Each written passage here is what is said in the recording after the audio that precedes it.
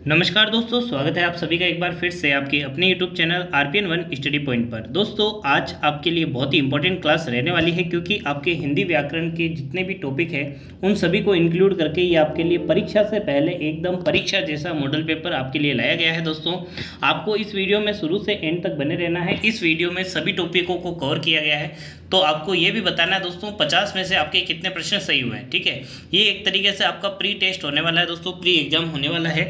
ठीक है, एग्जाम से पहले एकदम एग्जाम की तरीके से ये आपको पेपर देखने को मिलेगा दोस्तों, तो शुरू से एंड तक बने रहना है। साथ ही साथ अपन सभी टॉपिकों को इसी क्लास में कवर करते हुए चलेंगे, जिससे दोस्तों आपका सभी जो टॉपिक है उनका रिवीजन भी हो सके। चलिए दोस्तों शुरू करते हैं आज की धमाकेदार क्लास। तो जल्दी से वीडियो को सभी साथियों के साथ शेयर कर दीजिए, जिससे जो भी आपके भाई दोस्त पड़ोसी इस पीटीटी की एग्ज़ाम की तैयारी कर रहे हैं उस तक ये वीडियो जरूर पहुंच सके और उनको इस वीडियो का फ़ायदा मिल सके। तो चलिए पहला प्रश्न है आपका, कौन सा ऐसा शब्द दिया हुआ है आपको जो कि इच्छा का पर्यायवाची नहीं है? जल्दी से बताना दोस्तों, ऐसा कौन सा शब्द है जो कि आपकी इच्छा का पर्यायवाची नहीं है? आकांक्षा, मनोरथ, स्पृहा या फिर मनोज? जी दोस्तों जल्दी से बताना है। इच्छा का पर्यायवाची नहीं है, तो दोस्तों इच्छा का पर्यायवाची आकांक्षा होता है, मनोरथ होता है और स्पृहा होता है। मनोज जो है वो आपके इच्छा का पर्यायवाची नहीं है, तो ये इसका आंसर हो जाएगा।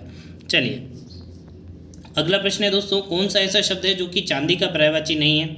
जल्दी से बताना है दोस्तों, चांदी के पर्यायवाची कौन सा नहीं है? चांदी बहुत ही इंपॉर्टेंट है दोस्तों, क्योंकि चांदी दोस्तों कई बार पूछी जाती है चांदी की पर्यायवाची। ठीक है, तो चांदी तो इंपॉर्टेंट है ही है, लेकिन दोस्तों चांदी के जो पर्यायवाची है ना वो भी बहुत इंपॉर्टेंट है। चांदी के जो पर्यायवाची होते हैं दोस्तों, उसमें रूपक, रौप्य और रजत, ये तीनों आपको याद होने चाहिए। ये तीनों चांदी के पर्यायवाची है। हिरण्य जो है ये आपके चांदी का पर्यायवाची नहीं है। चलिए अगला प्रश्न है दोस्तों, कौन सा जो शब्द समूह आपको दे रखा है जिसके अंदर आपको बताना है कि किरण के सभी पर्यायवाची दिए हुए हैं। किरण जो है उसके पर्यायवाची कौन से हैं? ऑप्शन आपके सामने है, मरीचि, करवारी, कर सुगंध सुवास, कर वात अंबु या फिर रश्मि अंशु मरीचि।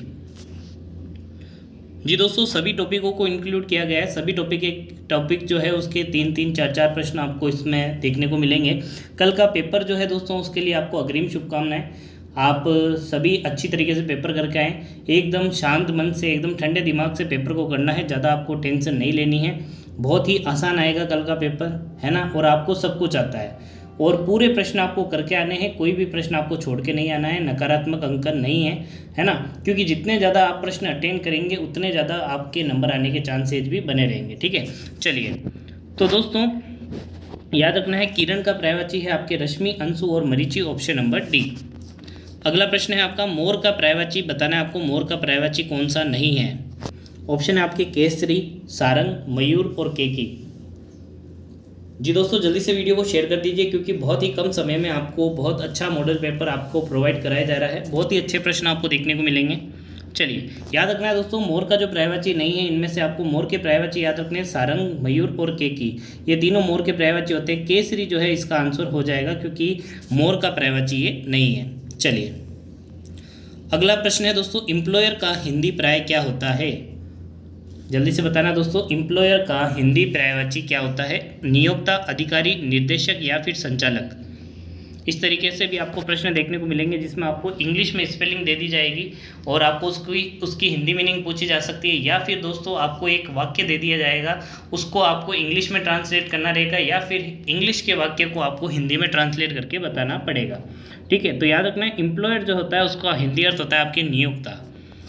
ठीक है, नियुक्ति करने वाला एम्प्लॉयर। चलिए नियुक्ति वाला क्या होता है? एम्प्लॉयर होता है। अब देखिए एक और आपको स्पेलिंग दी गई है, इसका आपको हिंदी समानार्थक शब्द आपको बताना है। जल्दी से बताना है दोस्तों, इन्विगिलेशन का हिंदी अर्थ क्या होता है? निरीक्षण, परीक्षण, अन्वीक्षण या फिर अन्वेषण। कई बार पूछी जा चुकी है दोस्तों, बहुत इंपॉर्टेंट स्पेलिंग है, याद रखना है इसको आपको। अन्वेषण इसका अर्थ होता है, ऑप्शन नंबर स। चलिए अगला है दोस्तों, रेवेन्यू का हिंदी पर्याय क्या है? हिंदी अर्थ क्या होता है? कर, राजस्व, मुद्रा या फिर धन। जल्दी से बताना दोस्तों, रेवेन्यू जो होता है उसका हिंदी पर्याय क्या होता है? कर, राजस्व, मुद्रा या फिर धन। चलिए याद रखना दोस्तों, रेवेन्यू जो शब्द है इसके लिए जो शब्द आपके हिंदी में प्रयोग में लिया जाता है वो है आपके राजस्व। ओत का हिंदी समानार्थक शब्द कौन सा है? जल्दी से बताना है दोस्तों, ओथ जो है इसका हिंदी समानार्थक शब्द क्या है? संकल्प, प्रतिज्ञा, शपथ या फिर आज्ञा। जी दोस्तों, बात करें इसके सही उत्तर की तो ओथ जो है वो इसका एकदम सही उत्तर होता है शपथ से। क्या होता है दोस्तों? शपथ लेना या फिर ओथ लेना। ठीक है, चलिए देखिए अब जो प्रश्न आया है ये विराम चिन्ह से रिलेटेड आया है आपका। किस वाक्य में विराम चिन्हों का सही प्रयोग नहीं हुआ है? आपको बताना है कौन सा ऐसा वाक्य है जिसके अंदर विराम चिन्ह का जो प्रयोग है वो सही रूप से नहीं हुआ है। चार ऑप्शन है आपके सामने। हे प्रभु मुझे शक्ति दो, बिल्कुल सही है दोस्तों, है ना। हे प्रभु, ये जो चिन्ह दे रखा है विस्मयादि वो तो बिल्कुल सही है। खड़ी बाई एकदम बिल्कुल सही आ रहा है दोस्तों। वह घर नहीं आया या नहीं, प्रश्न पूछ रहा है आया या नहीं, तो पीछे क्वेश्चन मार्क है, बिल्कुल सही है। राम राम उसने यह क्या कर दिया। अब यहाँ पर अपन देखेंगे कि राम राम के बीच में ये चिन्ह और ये उसने ये क्या कर दिया, तो ये जो है ये आपके गलत हो गया है। ठीक है, यहाँ पर ये चिन्ह नहीं आएगा। ठीक है, चलिए अगला आपका प्रश्न है, सही विराम चिन्ह युक्त वाक्य कौन सा है? देखिए यहाँ पर भी आपको चार ऑप्शन दे रखे हैं, आपको बताना है इनमें से कौन सा ऐसा युग्म है, ऐसा कौन सा वाक्य है जिसमें आपके विराम चिन्ह वाली अशुद्धि नहीं है। गुरुवार 20 मार्च से परीक्षाएं प्रारंभ होगी। दूसरा है आपका वह नहीं जानता कि मैं क्या चाहता हूँ। अगला है आपका सूर्यास्त हुआ, आकाश लाल हुआ, पक्षी घोंसले में लौट आए, धीरे धीरे अंधेरा फैलने लगा। और अगला है आपका वह ऐसा कहता है कि हम वहाँ नहीं जाएंगे। अब आपको बताना है कि कौन सा इसमें सही रहने वाला है।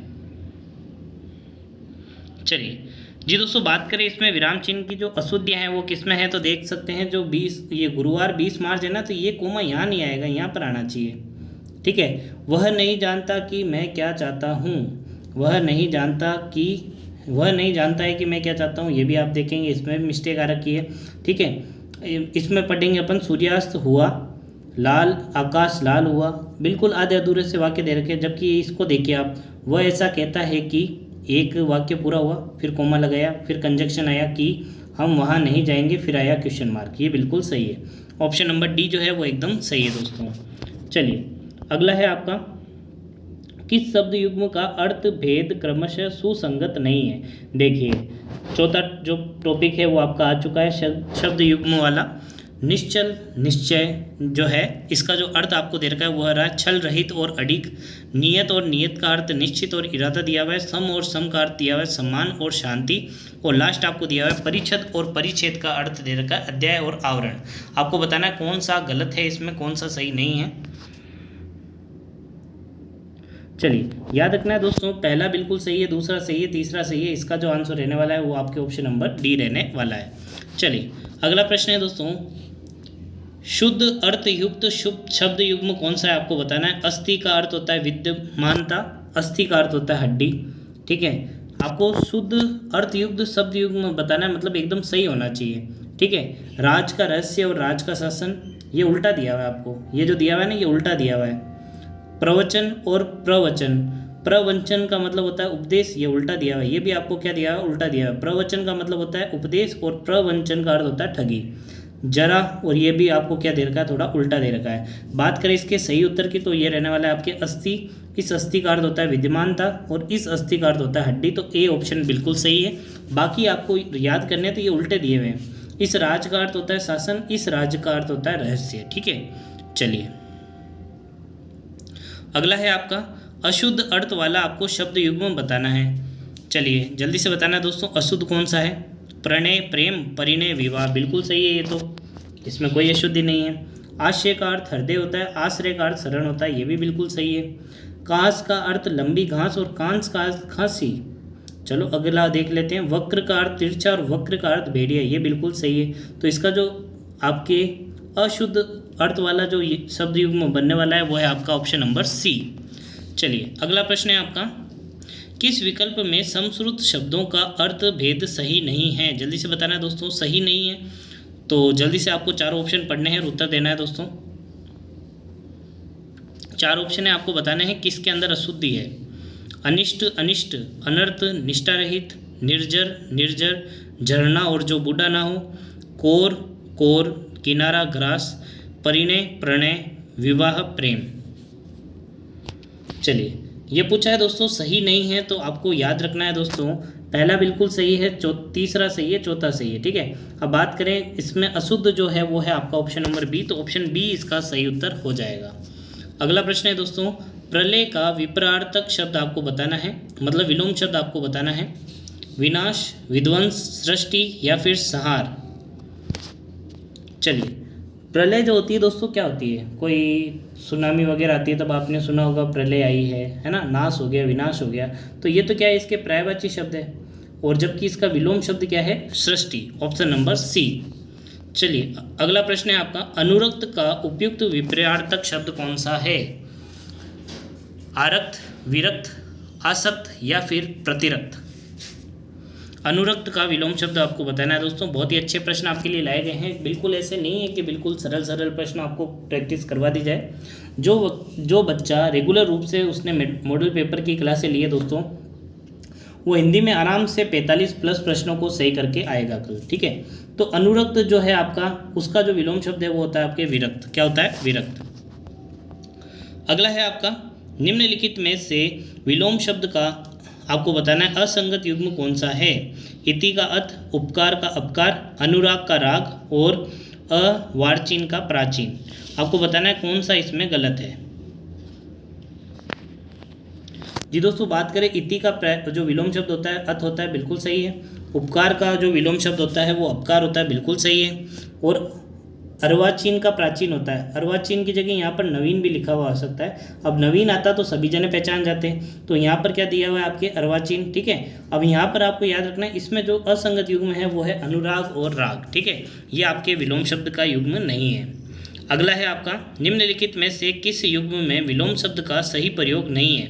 कोमल कठोर, गरल विष, उत्कर्ष अपकर्ष या फिर आपका अगला ऑप्शन है जंगम स्थावर। जल्दी से बताना है दोस्तों कौन सा विलोम शब्द है जो कि बिल्कुल आपके गलत दिया हुआ है, सही नहीं दिया हुआ। चलिए, याद रखना है दोस्तों, कोमल का कठोर होता है, बिल्कुल सही है। उत्कर्ष का अपकर्ष होता है, जंगम का आपके स्थावर होता है। ये तीनों आपको याद होने चाहिए, ये तीनों आपके विलोम शब्द सही है। उत्तर रहने वाला है इसका ऑप्शन नंबर बी, गरल का विष। अगला प्रश्न है आपका, किस विकल्प का विलोम शब्द युग्म असंगत है? आपको बताना है कौन सा युग्म असंगत है। अनुराग का विराग, उचित का अनुचित, श्वेत का श्याम और अमल का विमल। अब देखिए, असंगत वाले प्रश्न ज़्यादा इसलिए लेने के फायदे होते हैं दोस्तों, क्योंकि आपको 3 युग्म एकदम आपको सही याद करने को मिल जाते हैं। चलिए बात करें इसके सही उत्तर की, तो अनुराग विराग बिल्कुल सही विलोम शब्द है। उचित अनुचित बिल्कुल आपका सही विलोम शब्द है। श्वेत का श्याम, ये बिल्कुल आपको याद रखना है, कई बार पूछा जाता है। श्याम का जो विलोम शब्द होता है वो क्या होता है? श्वेत होता है, ये भी आपको याद रखना है। तो जो असंगत युग्म हो जाएगा वो हो जाएगा ऑप्शन नंबर डी। चलिए, एक और आपका प्रश्न विलोम शब्द से है। असंगत विलोम युग्म का चयन करना है आपको। भौतिक, आध्यात्मिक, अवर प्रवर, अग्रज अनुज और सदाशय और दुराशय, ठीक है। अगला है आपका तेजस्वी का आपको जो विलोम शब्द दे रखा है वो दे रखा है आपको निस्तेज, और समास का जो विलोम शब्द दे रखा है वो दे रखा है आपको व्यासा। अगला दे रखा है अधम का महान और आज्ञा का अनुज्ञा। तो बात करें इसके सही उत्तर की, तो भौतिक का आध्यात्मिक सही है, अरवर परवर बिल्कुल सही है, अग्रज का अनुज सही है, ये भी बिल्कुल सही है। तो बात करें असंगत वाला है, रहने वाला है आपके ऑप्शन नंबर डी। चलिए, पर्यायवाची विलोम शब्द युग्म ये सभी आपने यहाँ पर देखने को आपने देखे, ठीक है। अगला जो आपका देखिए प्रश्न आया है दोस्तों, वो है आपके अशुद्ध शब्द युग्म को पहचानना है। देखिए, शब्द जो होते हैं, कौन सा शब्द शुद्ध लिखा हुआ है, मतलब ये आपके विलोम शब्द और पर्यायवाची नहीं है। आपको बताना है कौन सा जो सभी शब्द है ना वो शुद्ध लिखे हुए, ये आपको बताना है, ठीक है। अशुद्ध प्रश्न है आपका, अशुद्ध शब्द समूह है उसका आपको चयन करना है।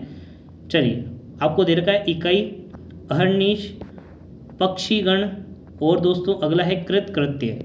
ये सभी जो ऑप्शन है बिल्कुल सही लिखे गए हैं दोस्तों, ठीक है। उपलक्ष, श्वेतांगी, प्रज्वलित, सांस, ये भी बिल्कुल सही लिखे गए हैं दोस्तों। इनको क्या करना है, एक बार आप कॉपी में देख देख के लिख लीजिए, और जैसे ही एक बार लिखोगे ना तो आपको पता चल जाएगा देखते ही परीक्षा में ऑप्शन कि ये ऑप्शन आपका गलत लिखा हुआ है। अगला है निर्भय, निर्लोभ, निस्वार्थ और निरुत्साह। ये भी दोस्तों बिल्कुल सही लिखा हुआ है। और ये निरुत्साह है ना, इसमें आपको देखना है रू की जो मात्रा है ना वो छोटी है ना कि बड़ी है। कई बार क्या होता है दोस्तों, बड़ी मात्रा लगा के आपको दे दिया जाता है, ये आपको ध्यान रखना है। तदोपरांत, निराभिमान, अभिप्सा, आजरवाद। तो ऑप्शन डी जो है वो इसका आंसर रहने वाला है। चलिए, शब्द जो है, शुद्ध शब्दों का आपको युग्म पहचानना है, कौन सा रहने वाला है दोस्तों। चलिए जल्दी से बताना दोस्तों। मिष्टान व मैथिली शरण, मिष्टान व मैथिली शरण, अर्थात यही आपको लिख के बताना है मिष्टान और मैथिली शरण किस प्रकार से लिखा जाता है। चलिए जल्दी से बताना दोस्तों, क्या इसका सही उत्तर रहने वाला है। जी दोस्तों, बात करें इसके सही उत्तर की तो आपको याद रखना है, देखिए मिष्टान और मैथिली शरण इस प्रकार से लिखा जाता है, आपके सामने उत्तर लिखा हुआ है। चलिए अगला है दोस्तों, किस विकल्प में सभी शब्द जो दिए हुए हैं वो आपके शुद्ध है। आपको जल्दी से बताना है दोस्तों, कौन सा ऐसा आपके ऑप्शन दे रखा है जिसमें सभी ऑप्शन आपके शुद्ध दिए हुए हैं। चारों ऑप्शन को ध्यान से पढ़िए और उसका उत्तर देने की कोशिश करिए दोस्तों। चलिए सभी जने उत्तर देने की कोशिश करेंगे जब तक दोस्तों।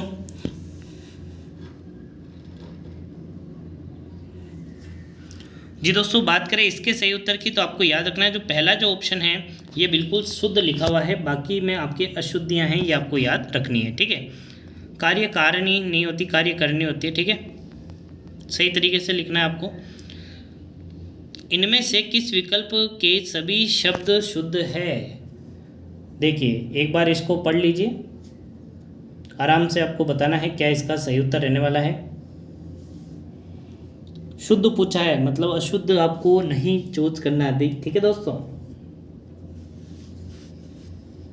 देखिए अच्छे अच्छे शब्द है दोस्तों, बार बार परीक्षा में पूछे जाते हैं और शब्द शुद्धि में आपको अच्छे जो शब्द है ना वही पूछेंगे। ऐसा नहीं आपसे पूछ रहे राम कैसे लिखेंगे, सीता कैसे लिखेंगे। प्रश्न का मतलब शब्द आपको शुद्ध लिखना है तो थोड़ा बहुत तो कठिन देंगे ना दोस्तों। चलिए याद रखना, ऑप्शन नंबर बी जो है वो एकदम शुद्ध तरीके से लिखा गया है। अगला है आपका, इनमें से कौन सा क्रिया विशेषण से बनी भाववाचक संज्ञा है।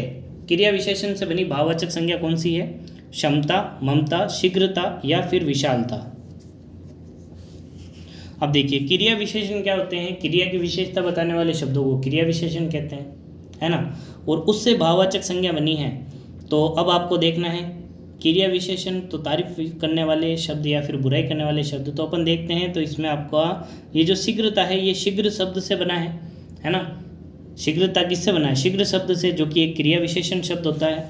तो बात करें इसमें भाववाचक संज्ञा कौन सी रहने वाली है आपके, तो वो है आपके ऑप्शन नंबर सी, जो कि आपके क्रिया विशेषण शीघ्र से बनी है, ऑप्शन नंबर सी।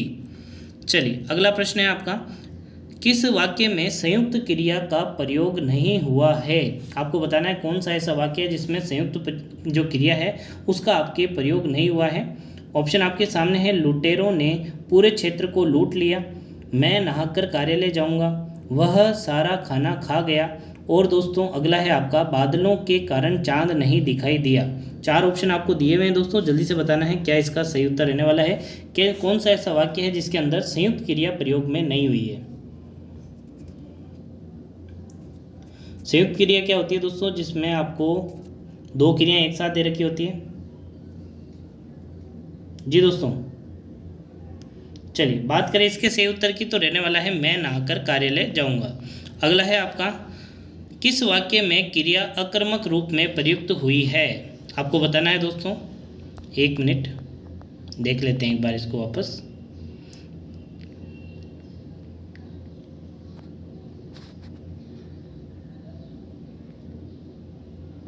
देखिए यहाँ पर आपको नहीं जो है ये नहीं है, आपको बताना है संयुक्त क्रिया का प्रयोग किसके अंदर हुआ है। तो दो क्रियाएं आएगी, तो यहाँ पर नहाकर और जाऊँगा दो क्रियाएं आ रही है, संयुक्त क्रिया आ रही है। ठीक है, तो ऑप्शन नंबर बी जो है वो इसका उत्तर रहने वाला है। चलिए अगला है आपका, किस वाक्य में क्रिया अकर्मक रूप में प्रयुक्त हुई है। क्या और किसको का जब सवाल में आप मतलब वाक्य में आपको उत्तर नहीं मिले तो वो उसमें आपकी अकर्मक क्रिया हुई है। जैसे कि मदारी भालू को नचाता है, किसको नचाता है, भालू को नचाता है, उत्तर मिल रहा है। चलिए ठीक है, माँ पुत्र को समझाती है, किसको समझाती है, पुत्र को समझाती है, यहाँ भी मिल रहा है, ये भी आपके सकर्मक हो गया। बच्चों ने बहुत सुंदर चित्र बनाए, बच्चों ने क्या बनाए, बच्चों ने बहुत सुंदर चित्र बनाए, ये भी बिल्कुल सही है। वह बिना बात के ही हंस रही है, वह बिना बात के किसको असरिये नहीं बन रहा, वह बिना बात के क्या असरिये नहीं बन रहा। तो देख सकते हैं अकर्मक जो रूप है वो है आपका ऑप्शन नंबर डी। चलिए अगला है दोस्तों, इनमें क्रिया से बनी भाववाचक संज्ञा नहीं है। आपको बताना है क्रिया से बनी भाववाचक संज्ञा कौन सी नहीं है। खटाई, उतराई, दौड़ और पढ़ाई। जी दोस्तों देखिए, क्रिया से बनी हुई नहीं होनी चाहिए, तो आपको याद रखना खटाई जो है, खटाई क्या होता है, खटाई कोई क्रिया होती है क्या, है ना। खट्टा जो है वो तो आपको विशेषता बताने के लिए विशेषण से बनी हुई आपके क्या है, भाववाचक संज्ञा है, ठीक है। खटाई क्या होती है, विशेषण से बनी हुई भाववाचक संज्ञा है, क्रिया से बनी हुई नहीं है। अगला प्रश्न है आपका, किस विकल्प में सभी आपको संज्ञा शब्द क्रिया शब्दों से निर्मित है। आपको बताना है कौन सा ऐसा आपको ऑप्शन दिया हुआ है जिसमें संज्ञा शब्द किससे बनकर बने हैं, आपके जल्दी से बताना है। क्रिया से मिलकर बने हैं, पूजा जवानी, मिठास चुनाव, शिक्षा अच्छाई, भूल और हंसी। जी दोस्तों चलिए, क्रिया से बने हुए होने चाहिए, तो देखिए जवान कोई क्रिया होती नहीं है, इसको काट दो। चुनाव कोई क्रिया नहीं होती है ना। मीठा क्या होती है, मीठा कोई क्रिया थोड़ी होती है, नहीं होती, इसको काट दो। शिक्षा और अच्छाई, इसमें देखेंगे शिक्षा क्रिया नहीं है, इसको काट दो। भूलना और हंसना, ये आपके क्रिया से बनी हुई दो आपके क्या शब्द है, संज्ञा शब्द है, ठीक है। चलिए अगला है आपका, कौन सा आपको रूप है जो कि सकर्मक रूप में आपको दिया गया है, ये आपको बताना है। 4 ऑप्शन आपके सामने हैं। वह पतंग उड़ा रहा है, धावक मैदान में दौड़ रहा है। चलिए प्रश्न पूछते हैं, वह पतंग उड़ा रहा है, वह किसको उड़ा रहा है, वह क्या उड़ा रहा है, तो इन दोनों का उत्तर निकल के आ रहा है पतंग उड़ा रहा है, ठीक है। तो वह क्या उड़ा रहा है, पतंग उड़ा रहा है। तो देख सकते हैं ये आपके सकर्मक क्रिया रहने वाली है, पहला ही ऑप्शन सकर्मक क्रिया का है। अब देखिए, अब बाकी ऑप्शन क्यों नहीं है। धावक मैदान में दौड़ रहा है, धावक क्या दौड़ रहा है, नहीं, इसकी जगह अपन का जो प्रश्न पूछा जाएगा वो कहाँ से पूछा जाएगा, तो कहाँ वाला नहीं, अपन को तो 2 ही प्रश्न पूछने, या तो क्या से या फिर किसको से। ये अगर दोनों आपको, इन दोनों प्रश्नों का उत्तर यदि आपको इस वाक्य में मिल जाता है तो वो सकर्मक क्रिया होती है। बच्चा बहुत देर से सो रहा है, बच्चा कितने देर से सो रहा है, तो कितने का उत्तर मिल रहा है, यहाँ तो क्या और किसको का नहीं मिल रहा। वह अभी तक सो रहा है, इसमें भी नहीं मिल रहा, तो ये तीनों कैसे हैं, अकर्मक क्रिया। चलिए, चंद्रमौली में कौन सा समास है, बहुब्रीहि, द्वंद्व, अवयवी भाव या फिर तत्पुरुष। जी दोस्तों याद रखना है, आपके चंद्रमौली में आपके बहुब्रीहि समास होने वाला है, ऑप्शन नंबर ए। अगला प्रश्न है आपका, इनमें से किस विकल्प के सभी शब्द कर्मधारय समास के हैं।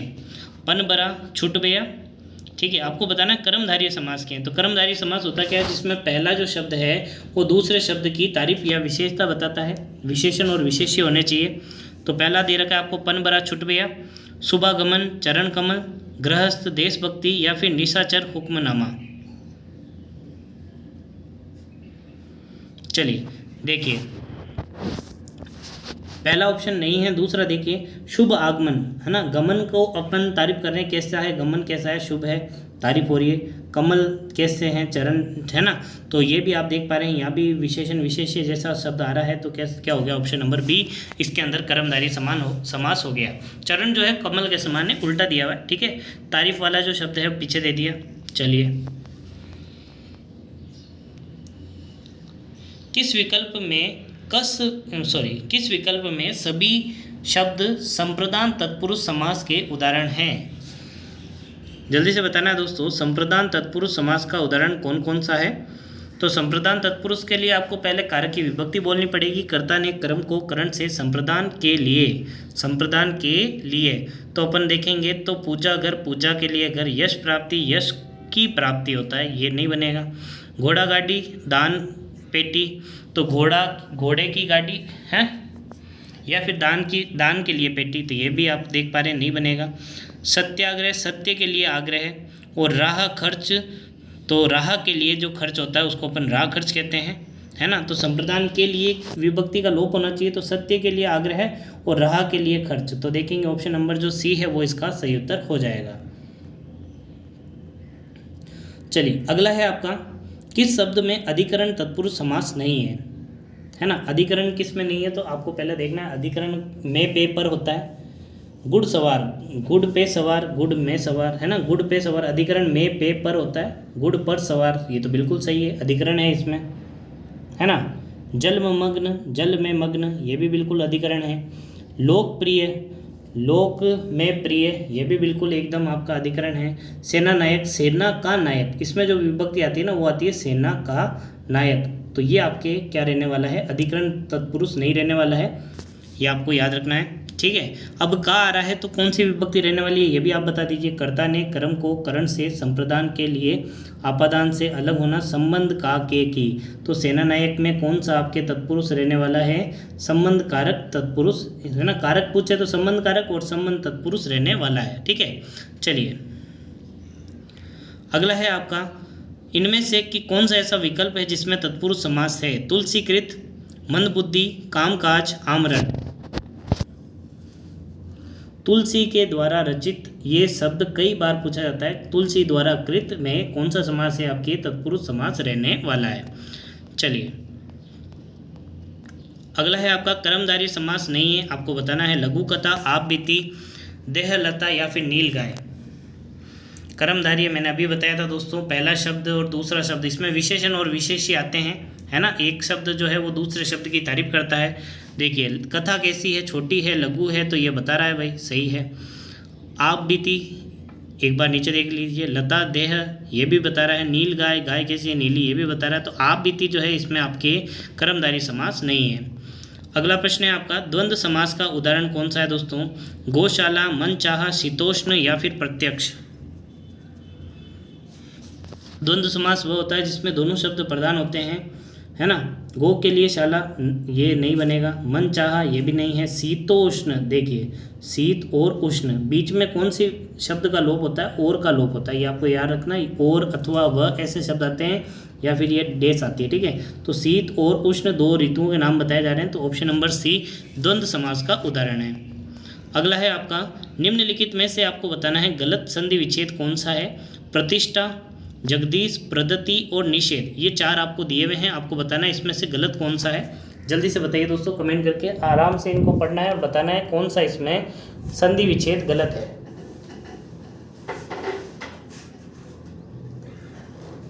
जी दोस्तों करिए, कमेंट करिए, जल्दी से बताइए क्या इसका संधि विच्छेद, कौन से ऑप्शन का संधि विच्छेद जो है गलत है, ए बी सी डी।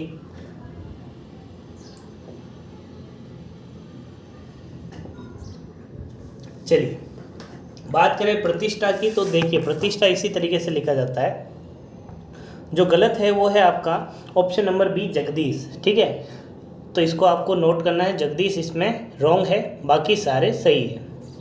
चलिए अगला जो प्रश्न है आपका, संधि विच्छेद की दृष्टि से कौन सा विकल्प सही नहीं है।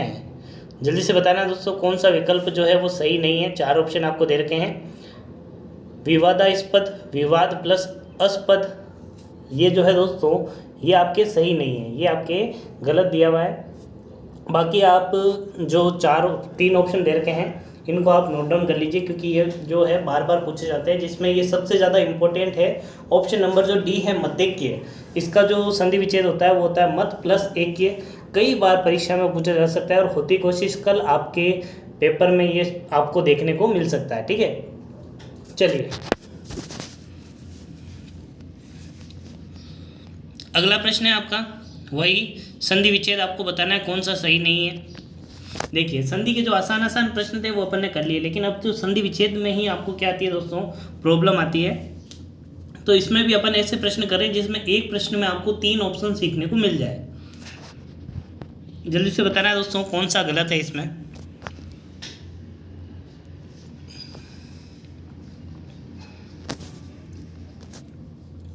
चलिए बात करें इसमें जो सही नहीं संधि विच्छेद है वो है आपका ऑप्शन नंबर डी। बाकी ये तीनों आपको नोट डाउन कर लेने हैं, ये तीनों एकदम सही लिखे हुए हैं, ठीक है। चलिए अगला प्रश्न है आपका, निम्नलिखित वाक्यांश में से कौन सा युग्म सही नहीं है। देखिए एक वाक्यांश के लिए आपको एक शब्द दिया हुआ है, आपको बताना है कौन सा जो है गलत दिया हुआ है। जो ईश्वर में विश्वास रखता हो उसको आस्तिक कहते हैं, बिल्कुल सही है।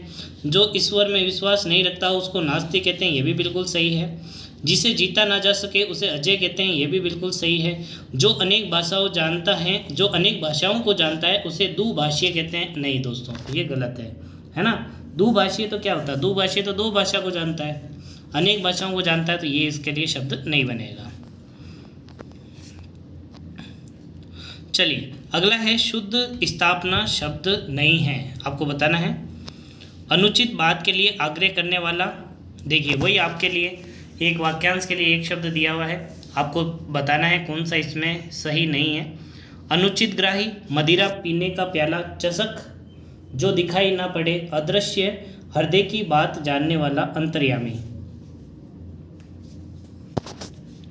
जी दोस्तों बात करें इसके सही उत्तर की, तो इसका जो सही उत्तर रहने वाला है वो है आपका ऑप्शन नंबर ए। अनुचित बात के लिए आग्रह करने वाले को अनुचित ग्राही नहीं कहते हैं, ठीक है।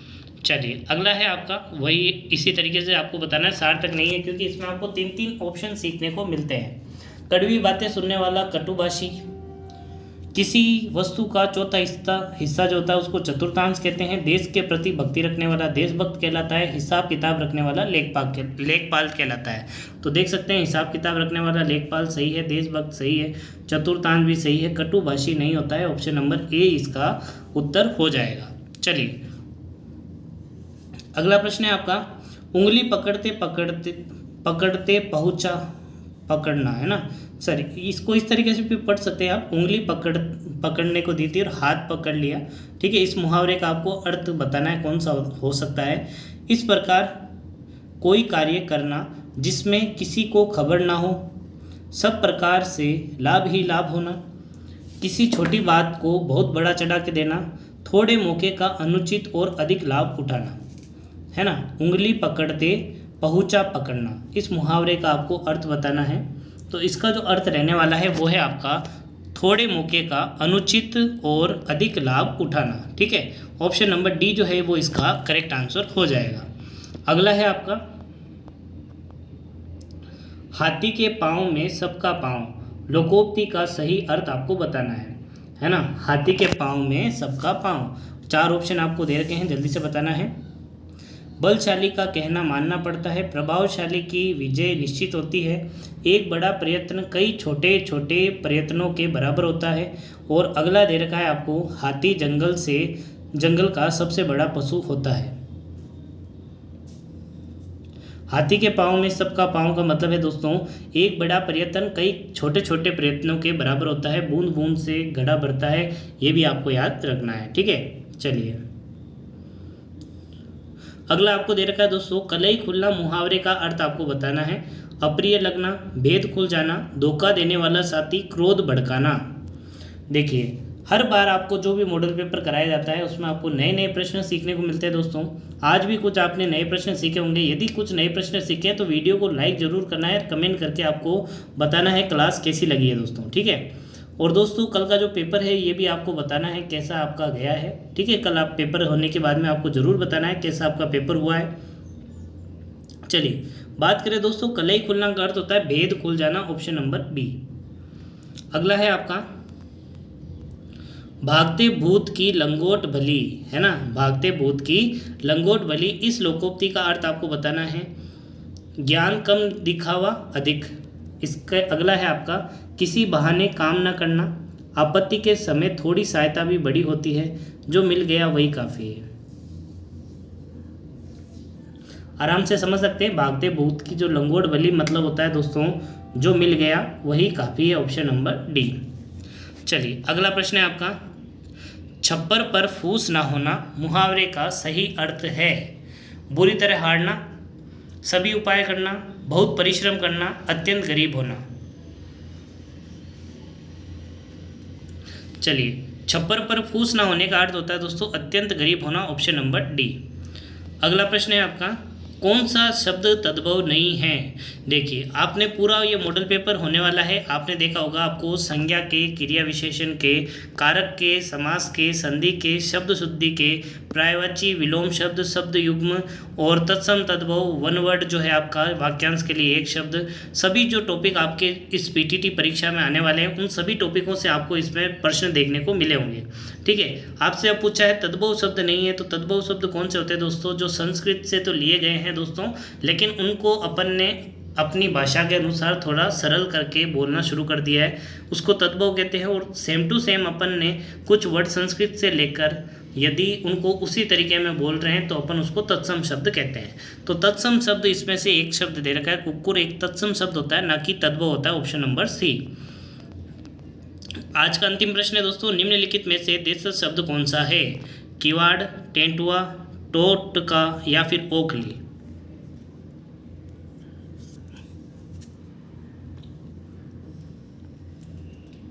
चलिए जल्दी से बताना है दोस्तों।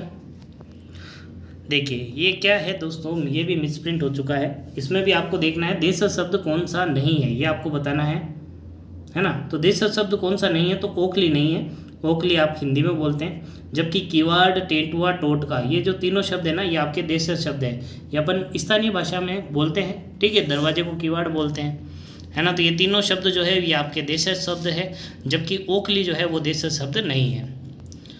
तो चलिए दोस्तों आज के लिए बस इतना ही। उम्मीद करते हैं आपको आज की क्लास पसंद आई होगी, है ना। और आपको परीक्षा के लिए अग्रिम शुभकामनाएं। आपका पेपर जो है वो बहुत अच्छी तरीके से दें। उम्मीद करते हैं आपका पेपर बहुत अच्छी तरीके से हो, और सभी जो बच्चे हैं उनको आपकी मनपसंद की कॉलेज, आपके जो लोकल कस्बा जहाँ आप रहते हैं, जिस जगह पर आप रहते हैं उसके नज़दीक की जो कॉलेज जिसमें आप एडमिशन चाहते हैं वहाँ पर आपका एडमिशन हो जाए, ठीक है। क्योंकि आप क्या है दोस्तों, भावी अध्यापक हैं दोस्तों।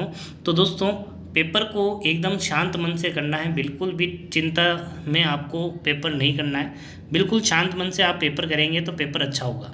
यदि आप चिंता में पेपर करेंगे तो दोस्तों दिमाग आपका है जो उतना काम नहीं कर पाएगा, और पेपर जो है दोस्तों उसमें गड़बड़ी होने के चांसेस बढ़ जाएंगे। एक दोस्तों सभी प्रश्न करने अनिवार्य है, साथ ही साथ दोस्तों प्रश्न का जब आप ऑप्शन भरते हैं, गोला भरते हैं, तो एक बार ऑप्शन को और प्रश्न क्रमांक को वापस मैच कर लेना, ठीक है। जस्ट 1-2 सेकंड लगता है, उसमें ज़्यादा समय नहीं लगता है, लेकिन दोस्तों वो आपके कम से कम 4 से 5 प्रश्न गलत होने से बचा देगा, ठीक है। तो दोस्तों क्या करना है, आपको पहले पूरा प्रश्न पढ़ना है, ऑप्शन पढ़ना है, फिर उत्तर भरते समय भी आपको निश्चित वो पूरा फिक्स करना है कि जिसका गोला आप भर रहे हैं वो वही ऑप्शन है, वही प्रश्न है या नहीं है, ठीक है। क्योंकि कई बार होता है दोस्तों पेपर देने के बाद अपन को पता चलता है, या फिर आंसर की मिलाते समय पता चलता है उत्तर तो अपन ने सही निकाला था, लेकिन अपन उत्तर भर के गलत आ गए। लेकिन अपन को ऐसी गलती नहीं करनी है, ठीक है दोस्तों। तो चलिए दोस्तों आज के लिए बस इतना ही, मिलते हैं अगली क्लास में। धन्यवाद।